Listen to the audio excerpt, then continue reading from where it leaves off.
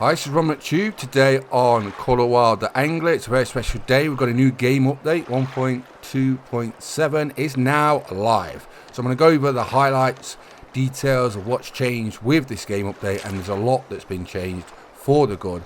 And also legendary fish have been spotted in Norway, and we're fishing for one right now. The northern pike, dubbed Calipool the Dominator. So let's go over these highlights, shall we? So legendary fish have been spotted in Norway. See if you can hunt down and catch the northern pike, dubbed Calipool the Dominator, as well as spearfinner, the Atlantic salmon, and Storhenrik the burbot. He's right under my rod. Look, that's one of the legendary fish we're after. See if he takes the bait. Multiplayer text is here. That's right, multiplayer text chat is here. Now you can easily share your favourite fishing spots and angling tips with others. That's a great addition to multiplayer, will be very helpful. Features and quality of life improvements, gameplay wise.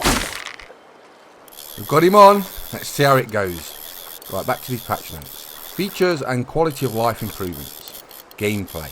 The secure catch mechanic has been added as a new part of the fishing gameplay. The goal was to make the catch phase more engaging and to define it at a distinct stage of the fish fight for heavier specimens. That's we're really interested to see how that works. Xbox, gamepad, rumble and vibration have been added to a number of key events in the game to improve the core fishing experience and provide useful feedback for those who play on the Xbox gamepad.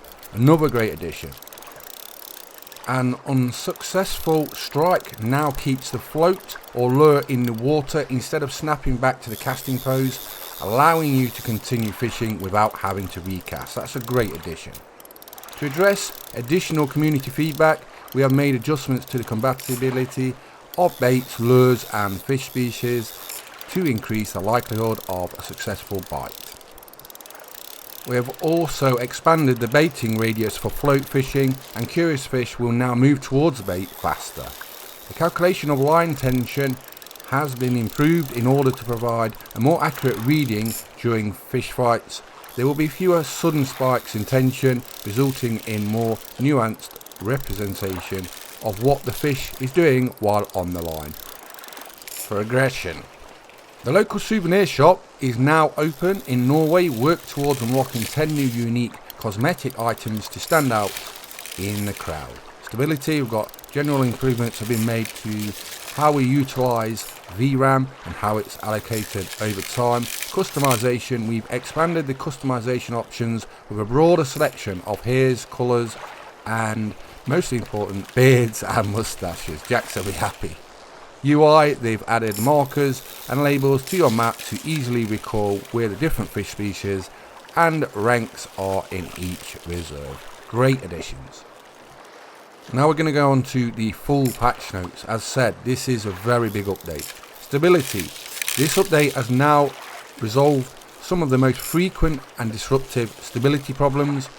The issue with the rod being able to come apart while casting or during fishing fight and getting the character locked in place has now been resolved.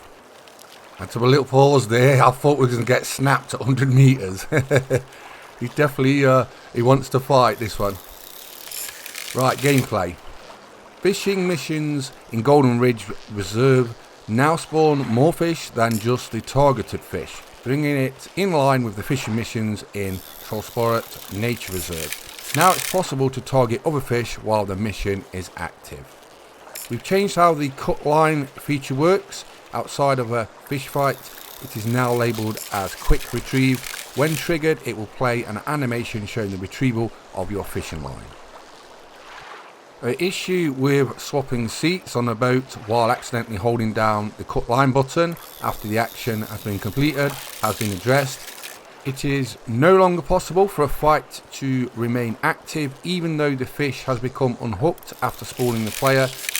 A selection of boat spawn locations have been updated in both Golden Ridge Reserve and Trollsporet Nature Reserve to make them easier to access. The juvenile grayling wasn't possible to catch since patch 1.2.4. This has been resolved. The player will no longer be put in crouch position due to auto twitching while reeling in all the way. Auto jigging would not work when using a jig head and soft plastic, it now works with all lures. An issue with passengers being unable to switch views while riding in a boat has been fixed. Visuals: the water beyond the cruise ship in Norway has been restored, along with a series of fixes to smaller water seams and glitches across both reserves. The bait no longer clips the float on the line if the depth is set to a low value. When using a larger size float, foam on the water's surface is now rendering as intended in all locations in both Golden Ridge Reserve and Trollsberry Nature Reserve. Fixed a bug with the camera showing the inside of the driver's head for a few frames while cycling camera viewpoints in vehicles. Now on to multiplayer. The player's avatar and view no longer turns around 180 degrees after finishing using a looping emote in multiplayer. The player is now automatically connected to an online session after completing the tutorial and transitioning straight into an online session. On to progression. Solved an issue with Photo Challenge 1 in Diamond's Peak, Golden Ridge Reserve, becoming unresponsive unless you spawn and enter a car. The lump of coal in the narrative mission has had its proximity audio fixed. UI: a number of text misalignment issues when playing in Japanese or simplified Chinese have been resolved. An issue with the input getting stuck when using a controller to toggle the torch on and off in the quick menu has been resolved. Additionally, the torch UI icon now updates as intended in all states. The activity feed message could previously appear on top of each other when entering a multiplayer server with 8+ players. This no longer occurs.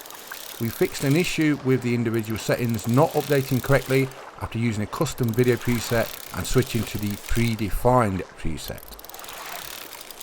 This Pike, he just does not want to give up. You just think you've got him and he's back again. What a fight. The correct list of fish species is now present in the habitat when viewing the map while interacting with a water body. Various problems with selling multiple items in a row have been fixed. The back button has now been added to the quick wheel to allow for easier navigation through the radial layers. The find friend option in Apex Connect had no character input limit, allowing for text to overlap within the UI. A limit has now been set to match the Apex Connect account name's maximum length. Switching the languages and backing out to the menu unintentionally presented both the privacy policy and EULA in the newly selected language. This has been fixed. Audio: we've addressed an issue with vehicles missing engine audio for remote players if a vehicle was spawned in different locations. So as you can see and you've just heard, that is game update 1.2.7. It's now live. What a big update. A lot of changes, as you've just heard me going on for about 10 minutes reading them out. That's how big this update is. And what an update it is. This Pike is a beast. I can't get him in. I just thought we'd got him then, and he's just gone for a second wind now. I hope he don't go back out to 100 metres. I keep calling him.